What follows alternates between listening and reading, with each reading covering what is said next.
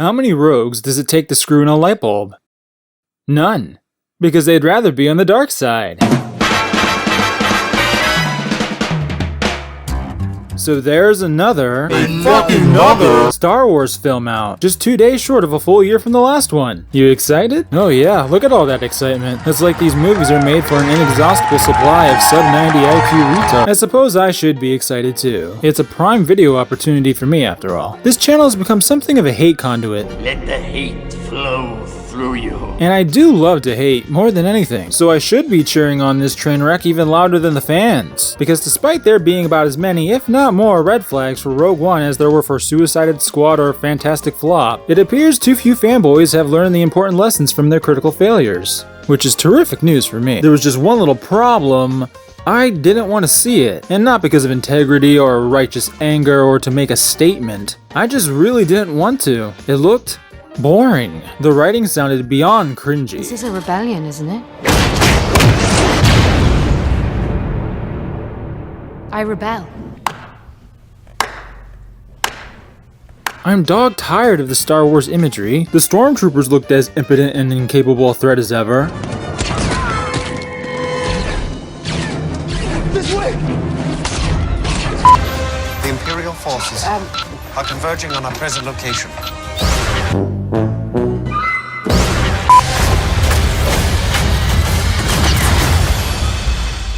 You almost got me.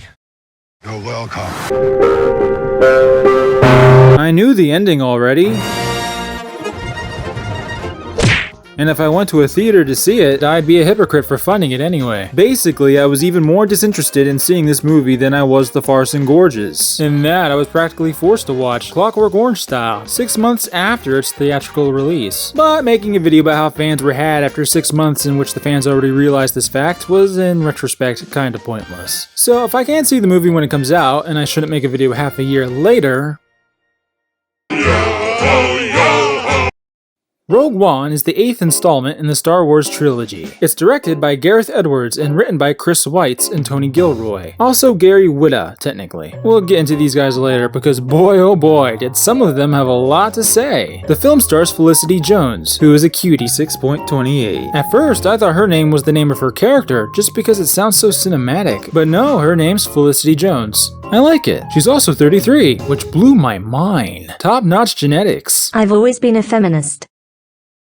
And what I love in my work is being able to explore a full-sided woman and not patronize her. Oh, same Felicity. I love being able to fully explore women's sides. It's such a rare opportunity to be able to play a female who's not just thinking about relationships. Is it really? A female friend of mine said, I love that Jin looks how we look, with trousers and a long-sleeved top. We aren't in hot pants. When do women walk around wearing hot pants? I wonder, Felicity. The first film I ever saw at the cinema was The Little Mermaid, so I wanted to be Ariel. Now I am playing a Disney princess. A very contemporary, kick-ass Disney princess. A rogue is the very antithesis of a princess. If you were a princess and wanted to immediately stop being a princess, you'd become a rogue. I both laughed and cried at girls. I just have such respect for Lena. Alright, so she's not the brightest bulb in the Hanukkah tree. They can't all be winners, I guess. Still love saying your name, Felicity. Wasn't that a TV show at some point? What the fuck? Why can't I escape you? Contrary to some of what I've read online, I thought Felicity did a fine job playing her character. What terribly little of it there was. Of course, my standards for a well-acted British lead actress might be a little skewed, simply because she could breathe through her nose, and it never looked like her eyes were about to roll out of her head. Thanks. Now, there are other actors in the film, but I don't care, and neither does the title. Ayo! The story of Rogue One takes place just a bit before A New Hope, when the baby Starkiller is wrapping up construction.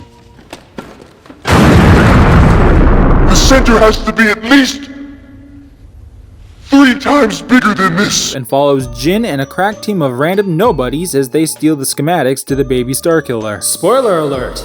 they win. Sounds a bit similar to the last movie we just got. Get a star chart, get a super weapon schematic, stop a giant super weapon. Again. There's really so little to say about the story here. It just screams of Disney retreading old ground because they can. Only this time, instead of reselling A New Hope under false pretenses, they're being somewhat more upfront about what story they're giving us. A prequel to A New Hope. Because that's what Rogue One is, by the way. Another prequel. Perhaps Disney's being slightly disingenuous by not putting the word prequel anywhere near this in the marketing, but who could blame them for that? No! You're with him! You brought him here to kill me! No! Anyway, there's a rather sizable cast of characters, but fuck them, we'll just focus on the main character, Jyn Erso. Jyn Erso?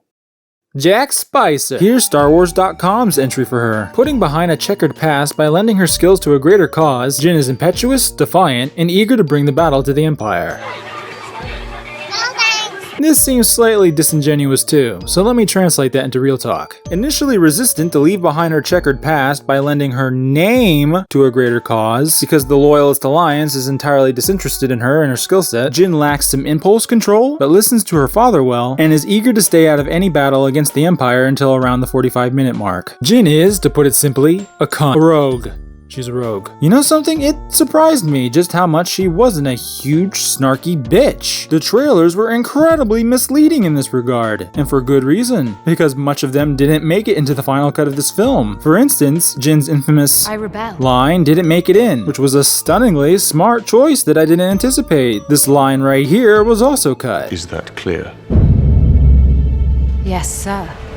Oh yeah, just loving the sarcasm there, sweetheart. Yes, I was fully prepared to deride Jyn as the massive cunt the trailers were setting her up to be. But instead, and I can't believe I'm saying this, she acts somewhat reasonably and level-headed in this movie. Dare I say it, she's rather cute at times. It appears Disney extensively reworking the movie's script and ordering tons of reshoots might have actually improved her in a few places. That all said, she's still an imperfect, even bad character for several reasons. Primarily stemming from her stubbornly resisting being the main character. For starters, it takes around 45 minutes before Jyn decides she wants to play any part in the story. Until that point, she's dragged along against her will for the bidding of others. But it takes Luke like 40 minutes to decide to learn the Force. But until then, Luke's status in his story isn't of an unwilling actor, only an unwitting actor. He's been suddenly thrust into something much larger than himself that he was hitherto not in the know about. The character of Luke Skywalker is the one sounding board you have. Like Dorothy in Wizard of Oz or Jack Hawkins in Treasure Island, there's that one character that people look to see the reactions to everything else. He was an avatar, basically, for an audience that was also unaware of the Star Wars universe, so his slow boil into the story makes sense. I want to learn the ways of the Force and become a Jedi like my father. Whoa, slow down. Jyn is not the same. There's a part around the 40-minute mark where Jyn confronts a terrorist named Saw Gerrera about what the Loyalist Alliance wants from him, and he asks Jyn, point blank, What do you want? It's not that simple. What do you want? and Jyn essentially responds with, I don't give a shit if the Empire rules. She knows the score, and the audience does as well, more or less. Yet we have to wait 45 minutes for her to give the green light on the movie's plot. You could argue that Jin's, a rogue, so she'd be a little unwilling to go along with galaxy-saving heroics. But what kind of rogue? Forgery of Imperial documents, possession of stolen property, aggravated assault, resisting arrest. On your own from the age of 15, reckless, aggressive, and undisciplined. Displays compulsive behavior, prone to self-destructive tendencies, textbook narcissism. She isn't a dashing rogue like Han Solo of the same franchise, who was a smuggler/thief with a heart of gold. She's rich. Rich. He got shit done. I bet you have. She isn't a lovable rogue like Star-Lord of Guardians of the Galaxy, who was at least playfully humorous and self-deprecating. What are you, some saint all of a sudden? What has the galaxy ever done for you? Why would you want to save it? Because I'm one of the idiots who lives in it! She isn't a trickster rogue like Jack Sparrow of Pirates of the Caribbean.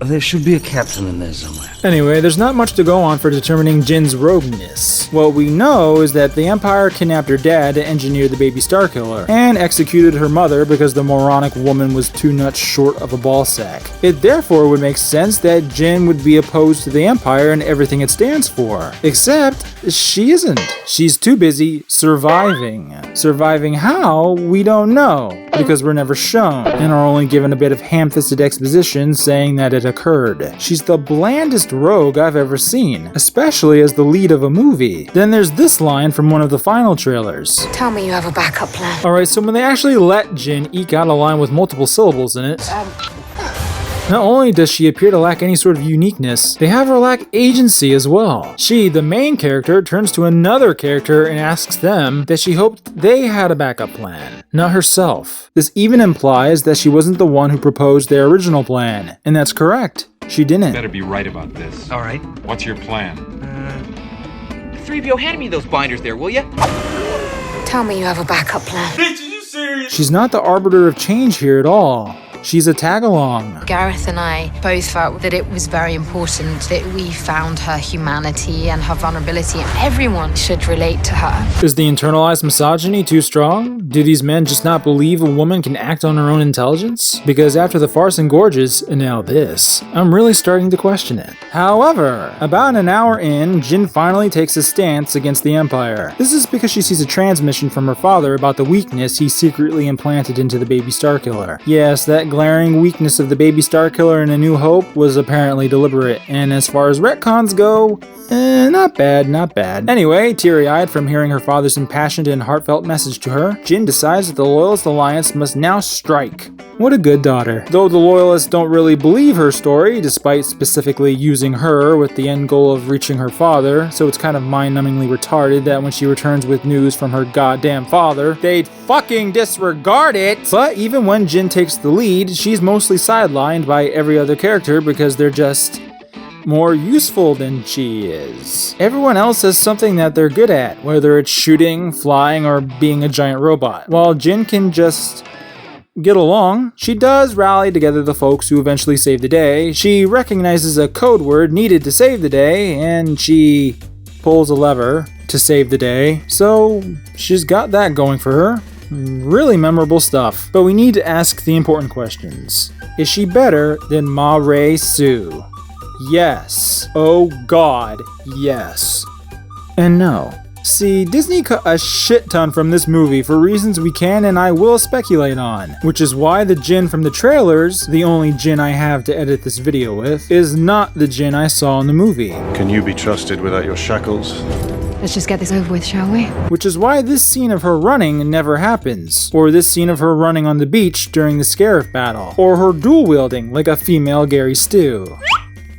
At any rate, it looks like action star Superwoman Jin didn't quite survive the transition process, but some of her did, which is why a little 5'3" girl can take out multiple men larger than her like it's just Pistol Whip Wednesday.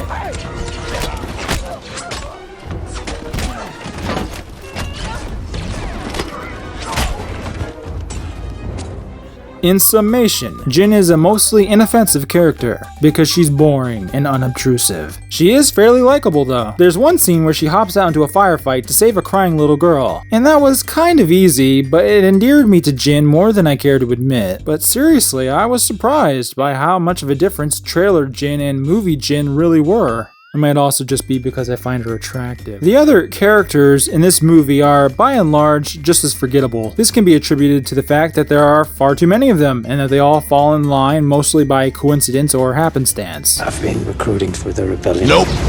Spies. Nope. Saboteurs. Nope. Assassins. Nope. Their motivations are as shallow as their personalities, and those would put most kiddie pools to shame. However, I did like one. K2SO, done by Alan Tudyk, is a reprogrammed Imperial droid now enslaved to the Loyalist Alliance. He's C-3PO with a pinch of Marvin the paranoid android thrown in. The captain says you are a friend. I will not kill you. So honestly, he's pretty great when you don't pay attention to how he's a third wheel for most of the proceedings. As for the rest of the characters, well, here's what Dick Brody of The New Yorker had to say about them. Rogue One offers an international cast, but it seems as if the condition for assembling this diverse group is not letting them say or do anything of note, anything of any individual distinction, anything of any free-floating or idiosyncratic implication. What the fuck are you saying? You won't often find me agreeing with The New Yorker of all publications, but he's right. Hell, I think he's even being a bit too harsh. But on the other hand, I don't even remember the names of these characters to defend them with. So, on the subject of name recognition, let's discuss the uncontested best character of Rogue One, who's not from Rogue One and is on screen for all of 3 or 4 minutes. Darth Vader. Some might write off his cameos as mere fan service, but as I see it, all that these movies are and ever will be are service to the fans. So fuck it. Big Guy Darth is in only 2 scenes, and in my not so humble opinion, those 2 scenes are the absolute highlights of this movie. The worst part about them is that they're both completely unnecessary. But I repeat myself. The first one is in Darth's space mansion on a lava planet. You'd think that kind of locale wouldn't be his thing.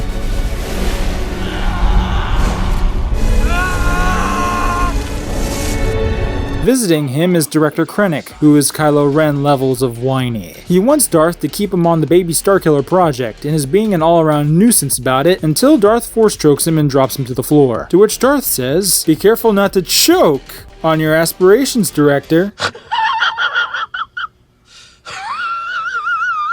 Now, I saw that some folks didn't quite like Darth punning it up, and I get it, puns are only slightly above sarcasm in terms of wit, but Darth's always been an immensely cheesy villain, and he was never above a bit of sass. Apology accepted, Captain Nida. I love sassy Vader. In the second scene, which is kind of a spoiler, but not at all, Darth menacingly and brutally slaughters a bunch of loyalist troopers to get to the baby Starkiller plans they stole. It was fucking great. No words, no pretense, just throwing dudes around and slicing them apart. There was one niggling question in the back of my mind during the scene, namely why didn't Darth force grab the plans away instead of going on a sick murder spree, but I figured that he didn't catch which of the troopers had the plans. He just knew the lot were attempting to escape with them, so the best course of action would be to kill everything that moved. And he made a valiant effort. Best of all, he looked fucking badass doing it. Best scene.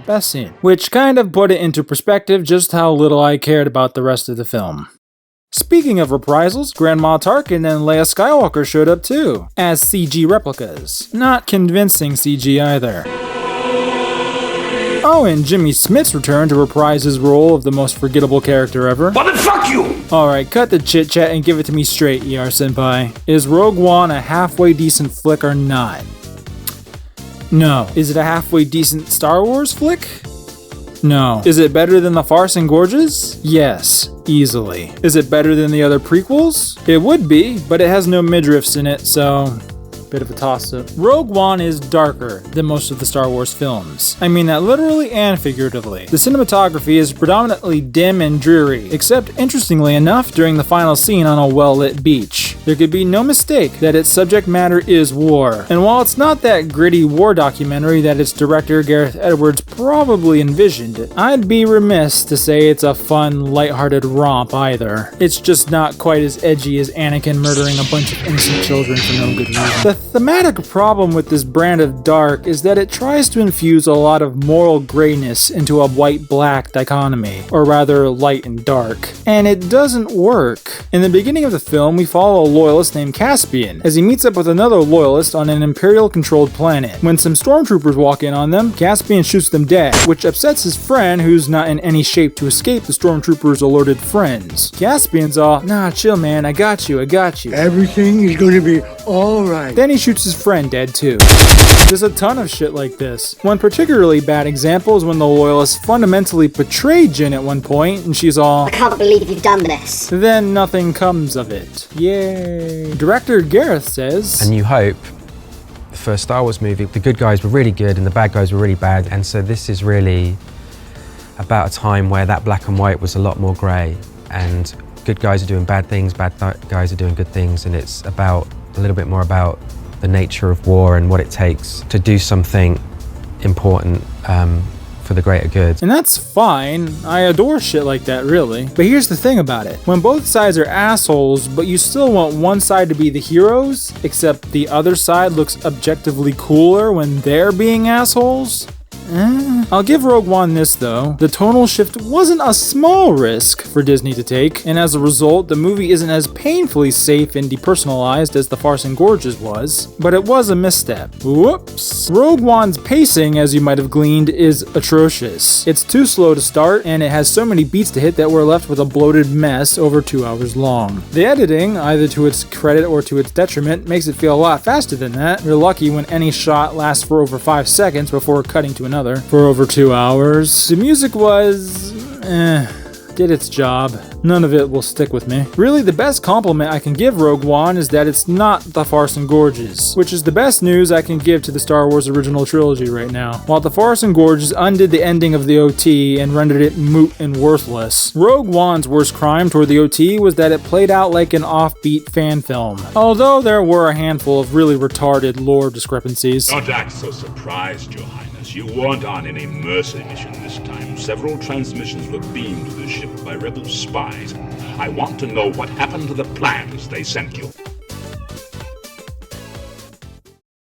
So how did this all go so wrong? Those rich fucks. This whole fucking thing. So let's look into those guys I brought up earlier. Gareth Edwards, Gary Whitta, Chris Weitz, and Tony Gilroy. What exactly were their roles in this project, and what kind of track record do they have? Again, Gareth Edwards is the director of Rogue One. The first major feature film he did, and what he's best known for, is 2014's Godzilla reboot. I didn't see it, or the rest of Gareth's work, so I can't comment on any of it. From articles I've read here and there, it sounds like Gareth wanted to make Rogue One into a sort of war movie, and in accordance with his vision, fostered a rather dark and brutal tale. I've also been reading that Disney wasn't such a big fan of Gareth's vision and extensively reworked it into something more consumer-friendly. Big execs telling a talented director how he should be directing his movie, eh? We all know how that goes.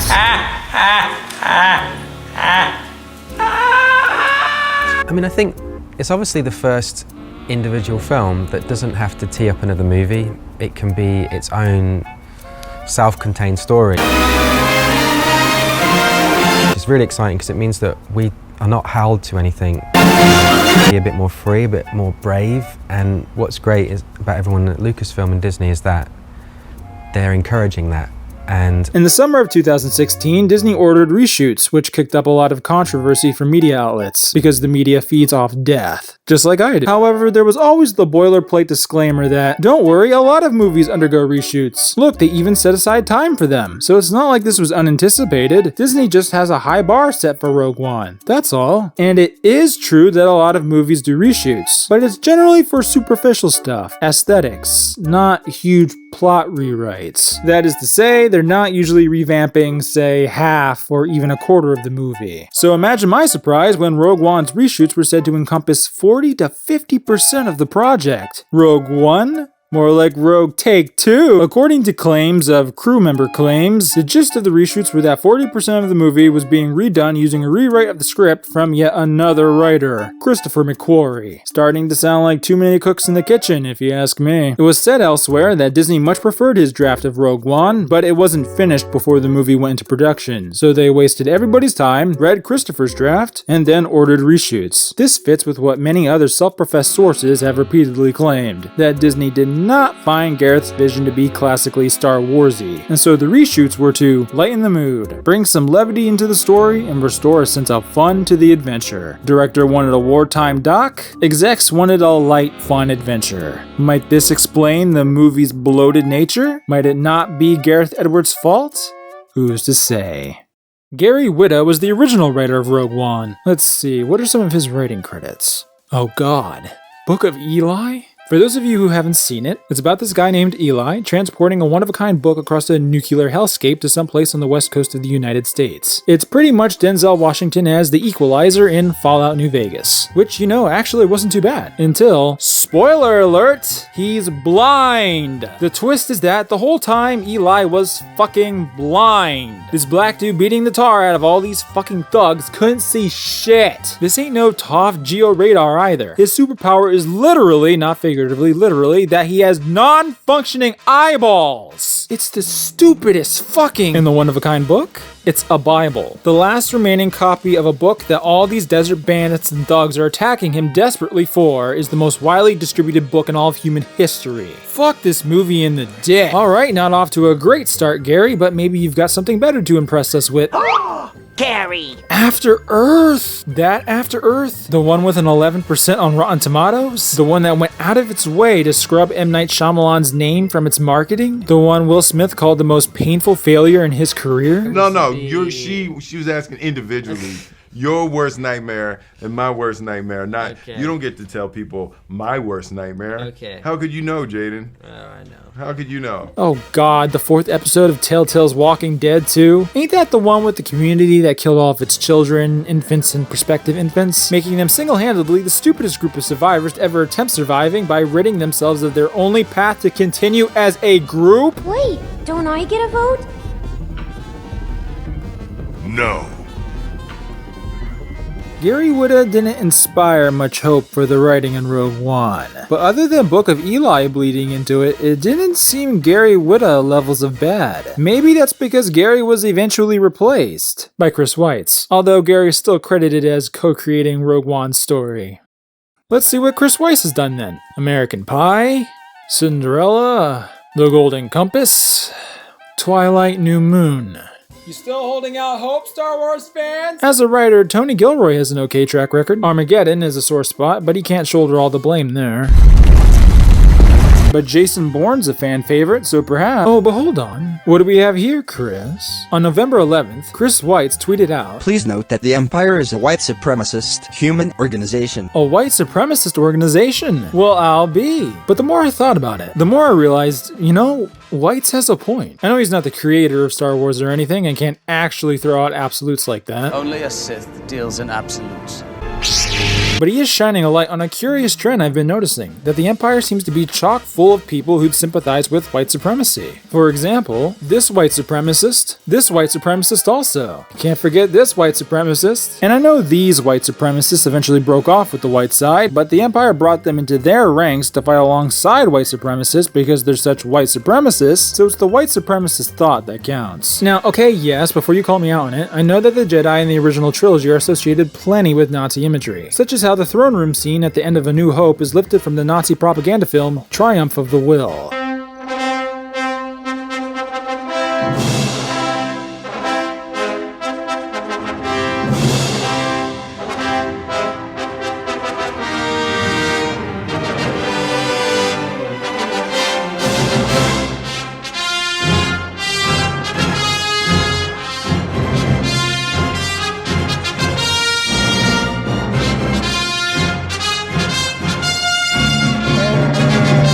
But Anakin Skywalker impregnated a gem, so that'd make his children gems as well. At the very least, Leia's one. As is Han. Yoda fits the bill too, I guess. So it looks like the Jedi have too many gems on their side to be Nazis. The Empire forces are the true Nazis. After Weitz tweeted that stunning insight into the Star Wars lore, Gary Whitta tweeted in response, "Opposed by a multicultural group led by brave women." Mwah, beautiful. Couldn't have put it any better myself. All these brave women. Let's see, he probably means Rey and Grandma. It's all plenty multicultural though. We've got orphan culture, blind culture, brown culture. What, no gays? Wait, here we go. Here's another tweet by Chris showing the Loyalist Alliance insignia with a safety pin put through it. Because lately the safety pin thing's caught on as a symbol of solidarity with persecuted minorities. Excluding the inherent irony about minorities, the best part about it is, get this, that the safety pin has been code for "I want it up the ass" with a condom on since the fucking 80s. So I guess that's a bit of gay culture squeezed up your puckered asshole for you. But wait, there's more! Chris also tweeted out this article by Brett White from Comic Book Resources, which compared Rogue One to the recent US election. You can take a wild guess about who Brett White male was in favor for. because he's gay. I put a link to his article in the description, and I encourage folks to give it a quick skim through, just to get an idea of Chris's mindset and what he wanted for Rogue One. And remember, viewer, I'm not the one politicizing this film. The film's writer did. He went out of his way to associate his movie with a political message. I'm merely pointing that fact out. But hey, if you're fine with this kind of politicization of mainstream entertainment, kudos. But that means you open the door to rabble-rousers like myself to partake in the discussion. It's not a one-sided thing. All narratives have an ideological bent of some kind or another, hence why they're narratives. But there's a price to pay for proclaiming those beliefs so openly and so explicitly. Even if you are against hate, Chris, that means you're still trying to fight against an other who is not like you. It is an inherently combative statement, one that requires an enemy for it to work. It's a proposition of opposition, and I'm happy to fulfill that role for you, Chris. Delighted even. Interestingly enough, for all this talk of white supremacists, there seem to be a lot of white people with the reins to this franchise right now, doesn't there? Which seems a touch hypocritical, or no, upon closer inspection, a good few of them appear to be of gem ancestry actually, such as Juju Binks, who directed The Farce and Gorges and co-wrote it with another gem, Lawrence Kasdan. Now we have another gem, Chris Weitz, co-writing the next installment. So you might be wondering, what are the odds that 3 gems would direct and or write 2 of the guaranteed hit movies in the biggest movie franchise of all time? Let's do the math. According to Pew Research in 2013, altogether, including gems who adhere to homeworld jewelry and those who have defected to be crystal gems, there were about 9 million gems in the US, give or take. According to the US Census Bureau, there were 319 million people living in the United States in 2014. Punch that in, and gems are about 2.8% of the population. We'll round that up to 3%. There are too many variables to really crunch the numbers on the likelihood of gems obtaining Star Wars, but they seem to take up a lot of space in Hollywood for only 3 to 4% of the population, don't they? It begs the question, where are the black Star Wars directors or writers? The Hispanic ones? Are you telling me not one Asian director / writer has made the cut? Because I can't find them. Instead, relative to demographics, it's an overwhelming majority of gem writers and directors. Huh. Homeworld's got this shit under wraps, don't they? And damn, the soon-to-be 9th installment will also be directed and written by a gem. Man, this is crazy. Leave some for the rest of us, guys. No, seriously. I'm just kidding, guys. I'll cool it with the anti-Gemitic remarks. Nothing against the gems. I love gems. This is hell, isn't it? Hello? Like I said in the Farce and Gorges video, I'm not that much of a fan of the original Star Wars trilogy. That's because I didn't grow up with it. All I saw as a kid were the prequels, and they confused the hell out of me. I couldn't really conceptualize how this little kid and this guy were the same person because Padme didn't age between Phantom Menace and Clones, so I had no idea what the fuck was going on. Annie? My goodness, you've grown. So have you. Liar! I only saw the original trilogy a few years ago, and it was like seeing Dragon Ball for the first time in my teens. I saw the competency, I saw the influence of archetypes, I saw the obscene marketability, I saw how it's just cheesy enough for multi-generational appeal, which I greatly respect, and they both deserve credit for doing a lot of things exactly right, but they're not for me. They seem like things you're better off growing up with, which I didn't. But at this far down the rabbit hole, I can't for the life of me understand how anyone but the most deluded could be a genuine fan of this franchise as it pertains to the movies. More to the point, the Star Wars franchise has put out 5 huge stinkers since the last good installment. There now exist more bad Star Wars movies than good or okay ones, and I have no reason to believe that this trend will reverse. Even if it does, the bad ones are a permanent stain on the Star Wars legacy. Now whenever someone says, I like Star Wars, it's with an asterisk. I like Star Wars, except for... Now you can debate the merits of the prequels and or the Farce and Gorges all you want. You can do that all day long, you wretched, unloved miscreant. But you can't exactly deny that these films have created huge rifts within the Star Wars fanbase. You might label this coincidence. You might label this as the fanbase being a bunch of ingrates. I do not, for one simple reason. Those movies are unnecessary. What was Star Wars about? I don't mean what it came to be about, I mean that when it began, what was it about? And that's easy. Luke. He's very simple, very naive, very straightforward. He's that classic character in literature that doesn't want to stay on the farm, that wants to see what's beyond, and get off the farm and go have a little adventure. In other words, it was about Luke going on an adventure of a lifetime and stopping the bad guys. That's it. That's what A New Hope was about. That's marginally what The Empire Strikes Back was about, and that's what Return of the Jedi was about. Even those last two iterations were stretching it. Hey, a little trivia for you. Darth Vader wasn't originally supposed to be Luke's father. Where the hell do you think you're going? Come here, boy, when I talk to you. Straighten up, goddammit. Ask your question. No, but you misunderstand, ER. Vader is Dutch for father. Ah, yes, sorry, I forgot about the rich narrative influence the Netherlands had over Star Wars. You can see it elsewhere in... I think this guy's nickname is Dutch? Might be Hutch? I don't know. Fuck, you know, it's like how Darth is a corruption of Dark. Such genius, it could only be intentional. In all likelihood, Vader came from Invader, just like Sidious comes from Insidious. Darth was never meant to be a Sith honorific either. Vader, only you could respect my pronouns.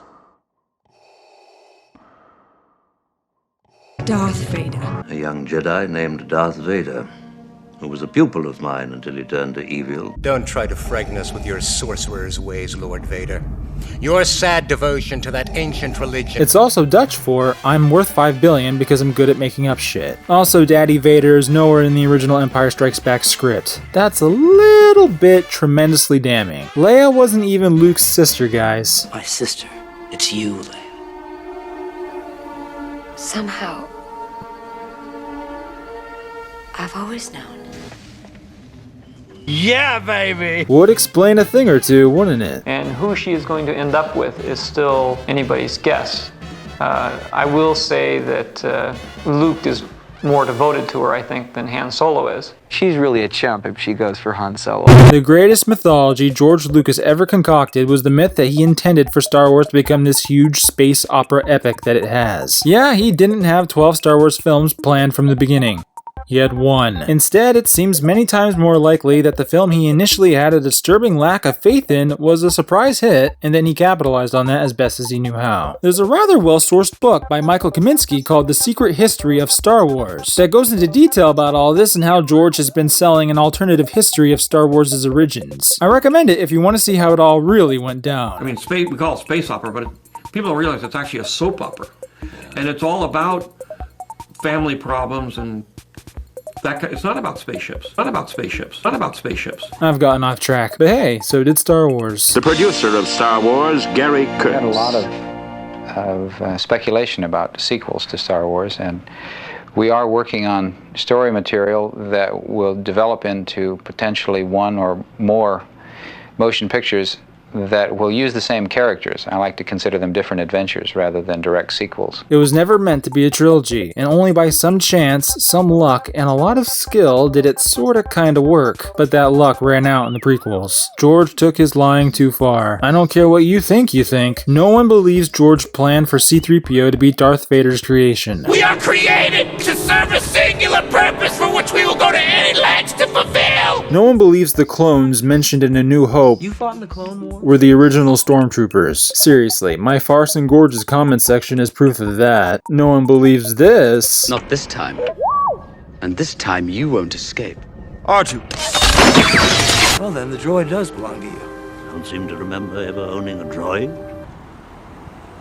And no one believes Vader wears the mask because he did a flip into a lightsaber and got both his legs and an arm chopped off in one swing. I'll try spinning. That's a good one.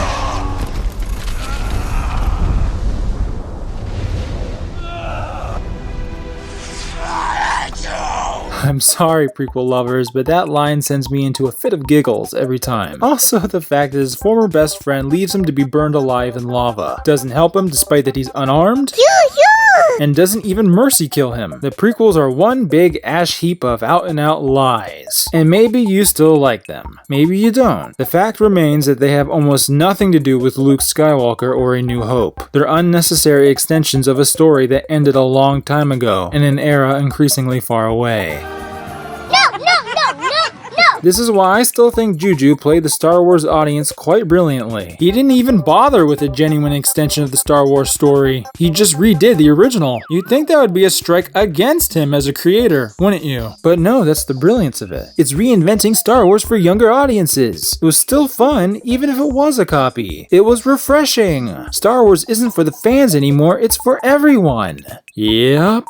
Gareth Edwards of Rogue One is sadly following in his footsteps, although perhaps with more authenticity. It's Star Wars, but like a war movie. Folks will gobble it up, then years later be completely blindsided when Disney announces they're making a live-action remake of Moana. I'm not really blaming Gareth either. If Disney approached me and said, "We need you to write and/or direct our next Star Wars film," well, you'd best believe I'd take their money like the most enthusiastic but high-class whore you'd ever done seen. And sure, I'd essentially try to Evangelion 3.0, you won't be redoing this, slug fucks, the whole thing, just to shit down as many throats as possible. But I'd still do it. I don't think those are quite Gareth's intentions, but I can't fault the man for making the single best move he could possibly make for his career. It's the best job offer of my life. I have to do it. Like, it's just like the second they offered it, it was like checkmate. Doesn't mean I have to like his movie though. Rogue One can be the best Star Wars film to ever grace this dirtball, and it'll still be unnecessary to telling the story of Luke. Stop focusing on the originals. Star Wars is so much bigger than that now. But it was never supposed to be bigger than Luke, and it's grown so far from him that it feels like there's no direction or purpose to any of it anymore. It's become less of a story with a beginning, middle, and end, and more like a universe for a category of fanfiction.net, where anyone can take the setting and characters and write their own little scenarios for them. I don't mind a bit of fanfiction that calls itself fanfiction, but that'll never be the case here, because Star Wars is Disney's property now, and when Disney obtains the rights to something, they never let them go. I hope you can accept they're going to keep this thing on life support until they've squeezed every last cent they can from it. Then they're going to keep it going for even longer, just to be sure that the wells truly run dry. But make no mistake, Star Wars as a movie franchise was finished at the latest in 1983. Now you're only watching its puppeted corpse be paraded about.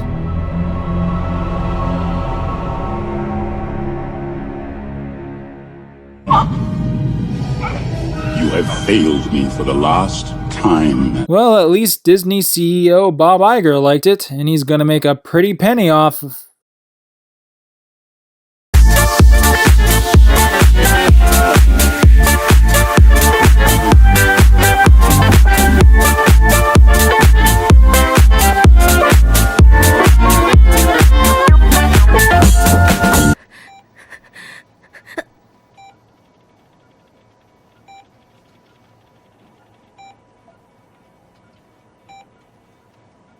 Saiteiだ。俺って。